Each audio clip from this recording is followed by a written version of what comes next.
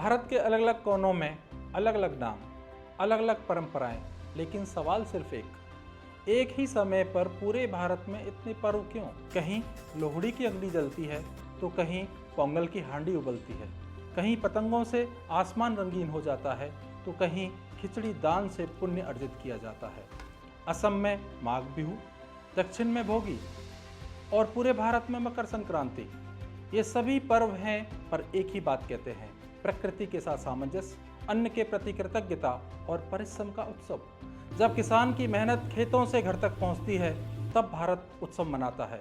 मकर संक्रांति के साथ उत्तरायण शुरू होता है, यानी प्रकाश की ओर यात्रा।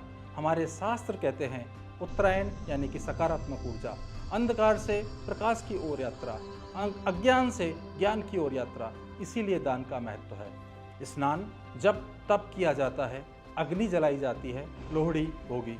अग्नि सिर्फ आग नहीं है, अग्नि शुद्धि का प्रतीक है। लोहड़ी और भोगी पर पुराने दुख, कष्ट, नेगेटिविटी सब अग्नि को समर्पित कर देते हैं। पोंगल, बिहू, खिचड़ी पर्व पर अन्न देवता का सम्मान करते हैं क्योंकि अन्न ही जीवन है। और उत्तरायण महोत्सव पर ऊपर उड़ो लेकिन डोर जमीन से जुड़ी रहे। भारत में पर्व सिर्फ मनाए नहीं जाते, जिए जाते हैं।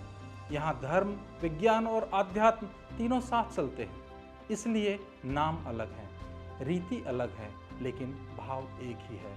सूर्य का सम्मान, प्रकृति का आभार और जीवन का उत्सव। यही है भारत, यही है भारत की सनातन संस्कृति। जय हिंद।